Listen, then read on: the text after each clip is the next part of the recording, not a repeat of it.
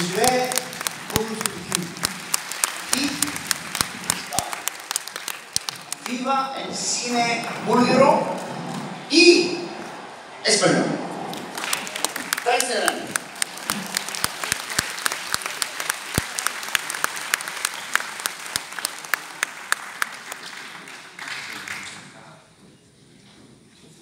моменти следват един след друг, но няма как да оставим дълга пауза. Преминаваме към наградата за женска роля, която ще бъде връчена от Стефан Вълдогрев.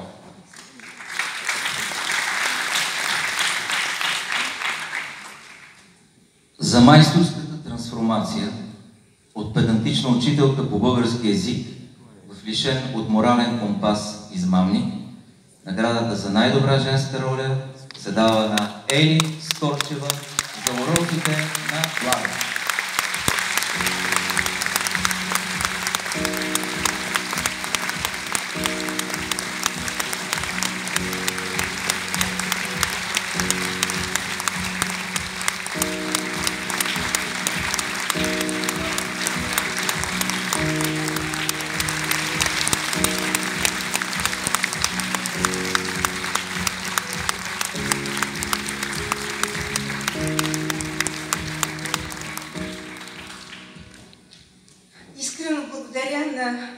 Всеки, който заради работата си е гледал този филм, за да го оценява.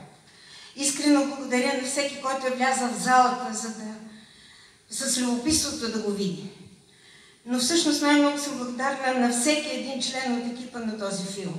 И актьорския, и служебния, ама наистина на всеки един. Защото без всеки един от този екип филма нямаше да се получи такъв, какъвто е. Всъщност, моето искрено вярване е, че благодарности въобще не са необходими. Защото всеки един от нас би трябвало да е благодарен на всяко едно събитие и на всеки един човек, с който живота го среща. Защото всичко ни помага. И тези, които се опитват да ни пречат, те всъщност даже ни помагат най-много. И понеже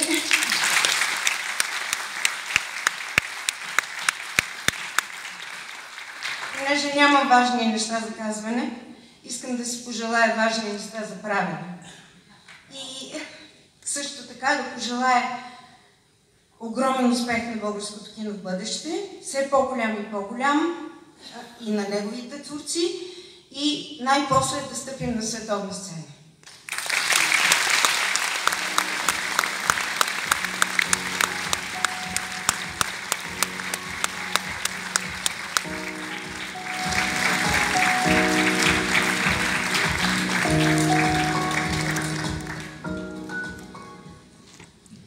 Следва наградата за сценарий.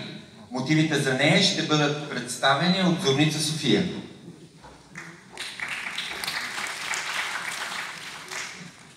Събитията около една измама се превръщат в алегория на състоянието на цялото общество, разобличаваща печалните герои на нашето време. Безмилостен, премерен и ударен. Този сценарий е постигнат от един вече многогодишен успешен тандем. Наградата на сценарий присъждаме на тандема Симеон Венциславов и Стефан Командаров.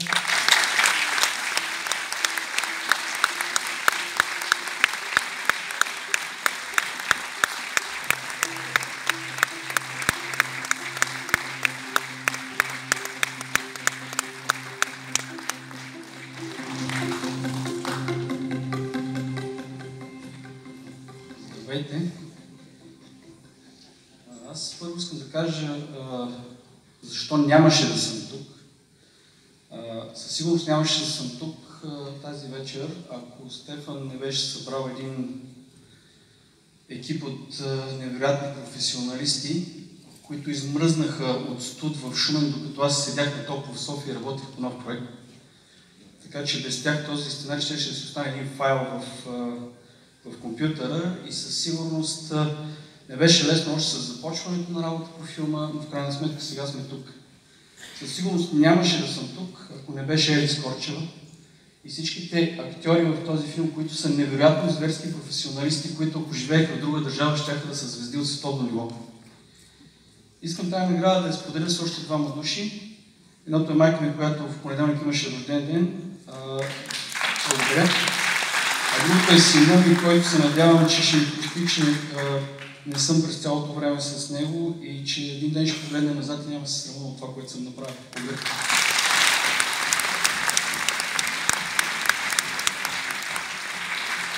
Благодаря на уважаемото жури за тази награда. Благодаря, Мони, че бачкаме заедно от много време и вярвам в още следващи неща, които да направим заедно. Благодаря ви.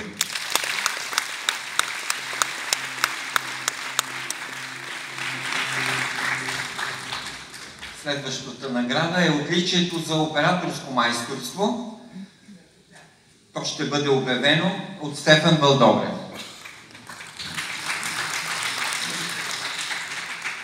За умението да снима в много верните тоналности на сиво-бежовото ежедневие, да преминава от близък план към динамични и понякога монументални сцени и да адаптира снимачния си метод към визията на режисьора, наградата за операторско майсторство се присъжда на Веселин Христов за уроците на Блага.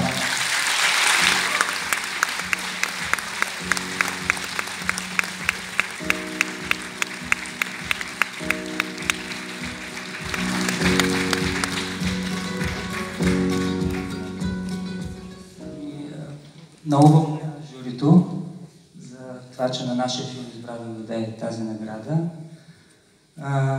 Благодаря на Стефан Командарев, че за пореден път не гласува доверие заедно да работим. Благодаря на Еди Скорчева, която имах честта да снимам в този филм. Благодаря на операторската група, която страшно много ми помогна в много трудните сцени, които имахме да снимаме. Благодаря.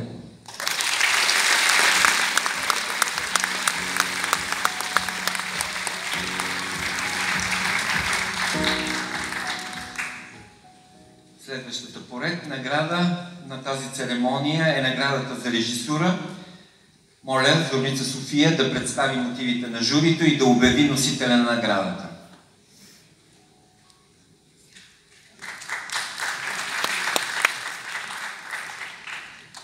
За способността да създава динамични многопластови сцени, да поддържа в темпото на филма и да извлече емоционално крещендо от актьорите, повечето от които непрофесионални, с убийствено респектираща автентичност, журито присъжда наградата за режисура на Яна Титова за Вяра.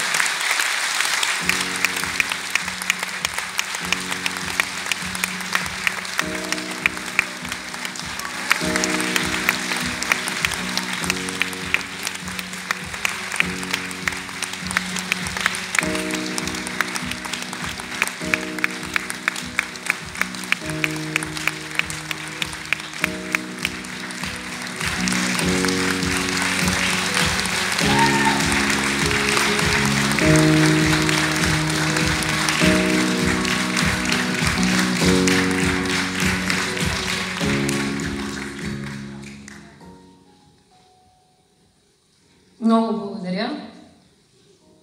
Абсолютно, наистина не го очаквах. Не за друго, ами защото има нещо много странно в това да определям себе си като каквото и да било. И от едно известно време хората ме питат: ма ти не беше ли актриса? Ма сега актриса ли си още, или си режисьор? И някакси аз винаги с едно такова неудобство, как да кажа, пристъпвам и към едното, и към другото.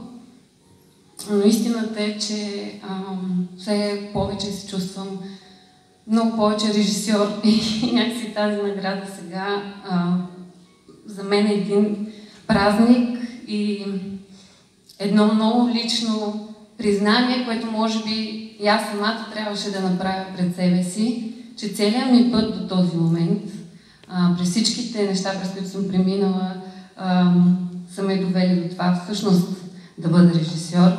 Благодаря ви, че по този начин го легитимирате и пред мен.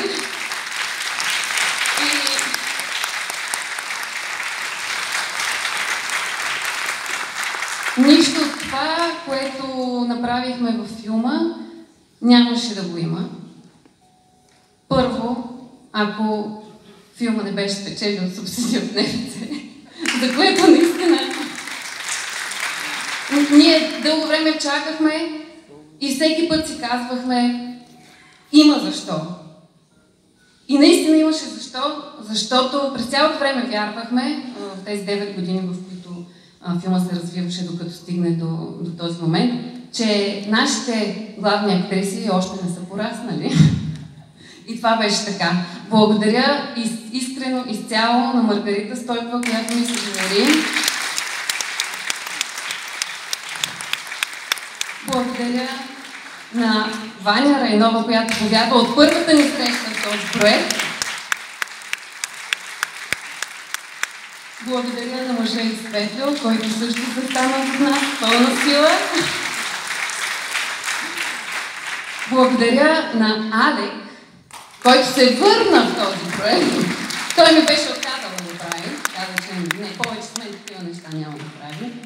Благодаря на Алек, не само, че се върна, благодаря на Алек, че винаги е до мен. И нещо друго, което се отнася и за моята професия като режисьор, това е, че ако не беше той, аз нямаше да бъда режисьор. Той вярваше в мен още преди да започна и вярва в мен все още и знам, че ако имам сила да го правя, това ще е само защото той е до мен. Благодаря ви много.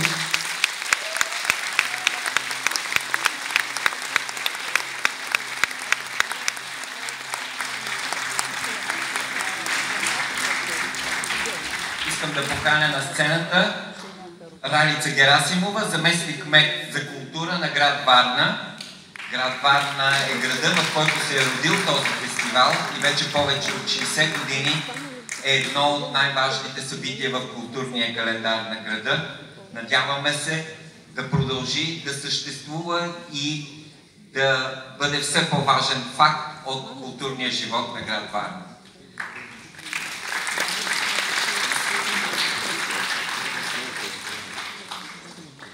Добър вечер на всички. Добър вечер на тази разцъфтяла се кинороза, която, както каза колегата, е една варненска институция. Нашия принос с награда Варна към Златна роза ще случи за едно напомняне на връзката между тази институция на българското кино и морската столица, тъй като някакси розите растат край морето, се оказва. Натюрморта всъщност е най-краткият визуален сценарий, може би протосценария. Така че тук имаме един прекрасен натюрморт от Светлин Ненов, който да донесе на победителя една постоянна топла връзка с нашия град, който очаква да види повече и още по-вълнуващи истории от българското кино.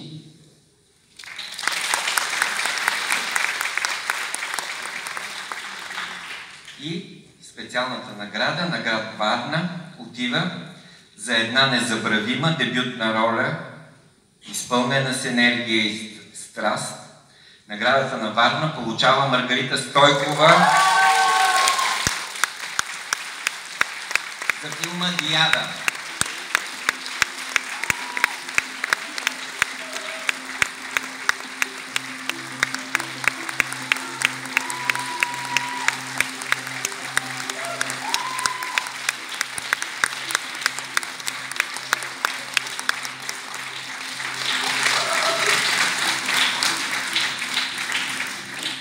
Няма да плача.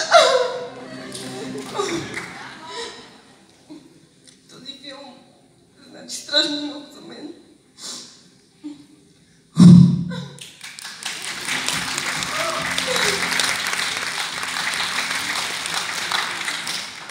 Много пъти съм стояла на сцена, но не по този начин и в момента съм изпълнена с огромна надежда за абсолютно всичко, което ще се случи с мен от тук нататък. И съм страшно благодарна на хората, които се ето там, защото без тях това нямаше да е истина.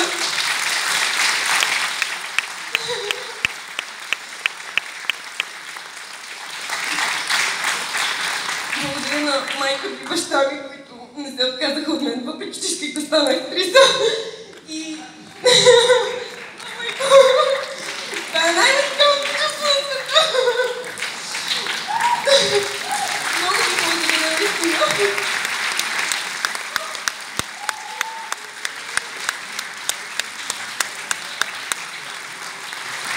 Някой от мъжете от екипа на Диана няма ли да помогне?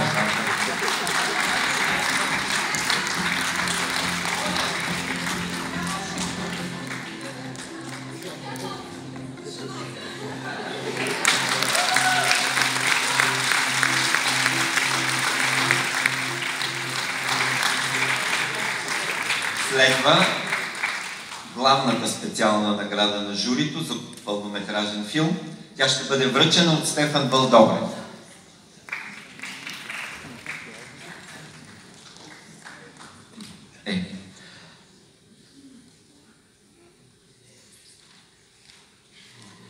Специалната награда на журито на 41-я фестивал на български игрален филм "Златна роза" е за Георги Георгиеров.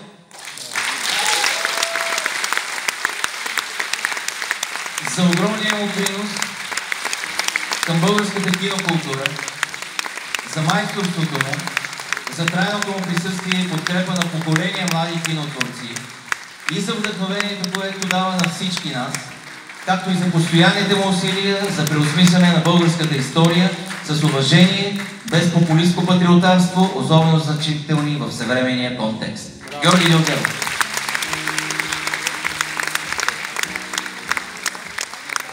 Получи оператора на филма "Записки по едно предателство" и членове на екипа Антония Милчева и Ради Стоянов.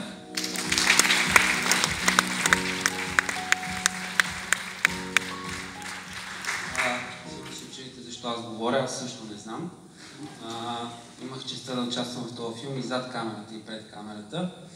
И имам един сценарий, който Георги Георгиев ми каза какво точно трябва да кажа сега. Той първо се извинява, че не е тук. Извини се, че просто няма сили за да се върне. След това ми каза да кажа нещо много важно за него, че този филм не е негов, не е на режисьора, а той е на екипа.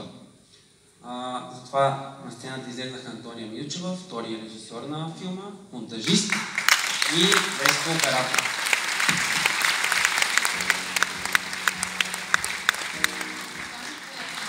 И участник в една от второстепенните роли. Освен това, понеже обявихте, че Дилгеров е, така да се каже, след него има поколения студенти, които той е възпитал. Ние сме и в тази роля тук, негови следователи, наш учител е той.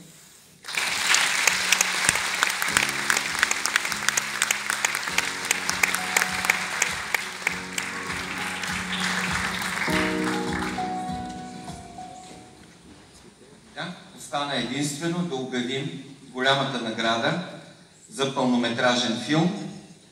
Мотивите за нея и носителя на тази награда ще обяви Зорница София, а награда ще бъде връчена от изпълнителния директор на Националния филмов център Петър Тодоров.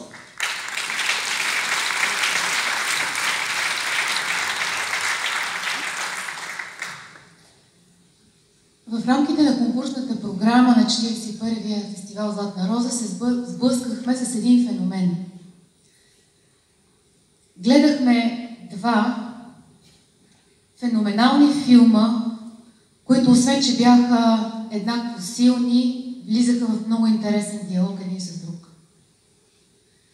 Те ни хванаха за гърлото и дълго ни държаха след прожекция. Кино такова, каквото трябва да бъде. Кино такова, каквото си мечтаем да бъде. Ангажирано, вълнуващо и безстрашно. Сега ще изрежисирам господин Донев да отиде за още една "Златна роза", ако обичаш. Наградата "Златна роза" се връчва за смелостта да гледат действителността право в очите, да назовават нещата с истинските им имена, за режисьорската проницателност и ювелирните сценарии, за динамичната и адекватна операторска работа и за поразителното актьорско майсторство на двете главни актриси, както и на целия ансамбъл, присъждаме голямата награда "Златна роза" на уроците на Блага и Диана! Илиада!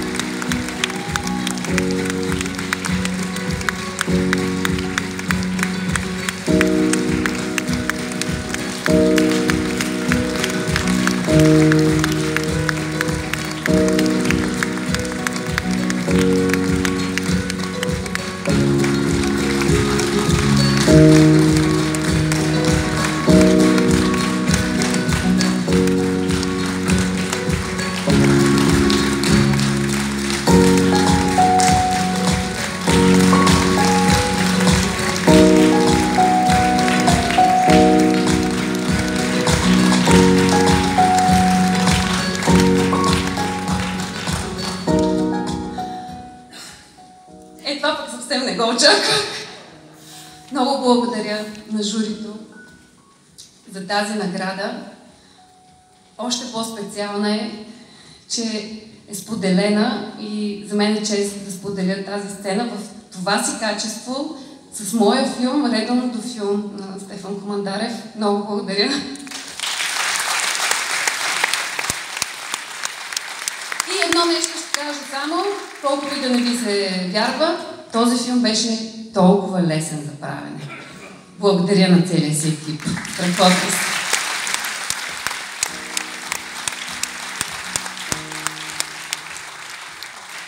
Благодаря на журито за розата. Благодаря на Националния филмов център за този прекрасен фестивал. Аз не обичам думата екип. Аз обичам две други думи – приятели и съмишленици. Благодаря на приятелите, съмишлениците и невероятните професионалисти, с които заедно направихме "Уроците на Блага". Тук влизат и актьорите, и всички останали. Специално искам да благодаря на Катя Тричкова, с която заедно продуцирахме този филм. Минахме през много трудни неща, докато филма стане. Благодаря ти, Кате. Благодаря естествено, отново ще спомена Националния филмов център, лично господин Петър Тодоров, за огромната подкрепа филма да се случи, Българска национална телевизия, разбира се, немските копродуценти. И за финал ще си позволя нещо лично, защото мога, защото имам рожден ден днес.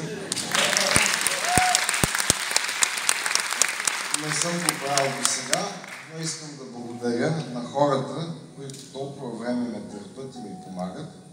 Моето семейство, благодаря ви Ани, Петю и Надя.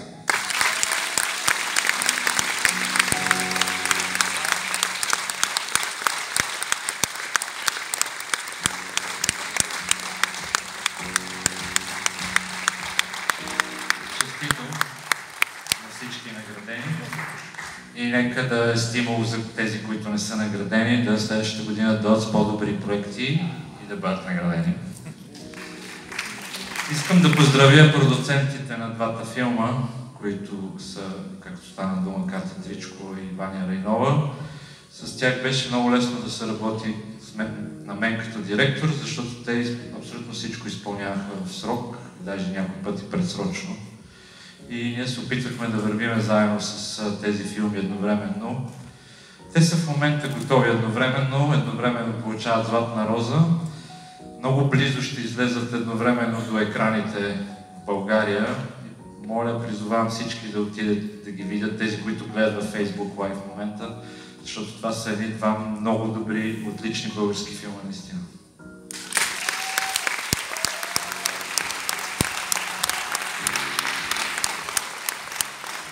И понеже ситуацията е безпрецедентна почти, има един прецедент в миналото, но трябва да кажа техническа информация, защото ние трябва да покажем всички спечелили филми тази вечер. Веднага след церемонията в тази зала ще започне филма "Уроците на Блага", така че който иска да гледа него да остане тук. Филмите, късометражен филм "Тихо в снега" и "Илиада" ще бъдат излъчени в зала Европа 10 минути след края на тази церемония. Така че който иска да отиде да гледа там, ще имате време, всички билети ще важат, няма нужда да взимате нови билети, просто само се премествате от едната зала в другата, който иска да гледа другия филм. Мисля, че общо взето е това. Пак искам да кажа, че вероятно следващата година в град Варна ще дойдат повече български филми, още повече, но преди това ще се видим и в Пловдив на Златния Ритон, който е фестивала за документално кино. И сега имам вече чистата съвест да обявя 41-я фестивал Златна роза в град Варна за абсолютно завършен. Благодаря ви.